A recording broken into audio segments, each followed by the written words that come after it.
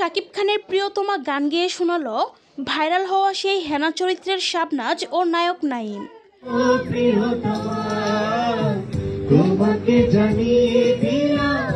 সম্প্রতি কণ্ঠশিল্পী কুনালের সাথে শাকিব খানের প্রিয়তমা গান গেয়ে শোনান এই অভিনেত্রী।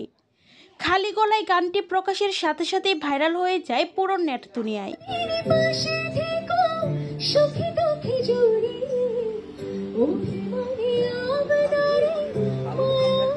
ক্যাপশনে কুনাল লিখেছেন, প্রকৃত শিল্পী যত বড়ই হয় সে ততটাই মানুষকে আপন করে নিতে পারে। শ্রদ্ধেয় শাবনাজ আপা এবং শ্রদ্ধেয় নাঈম ভাইয়ের সাথে গতকাল কাটানো দিনটিতে আমার এই উপলব্ধিটাই হলো।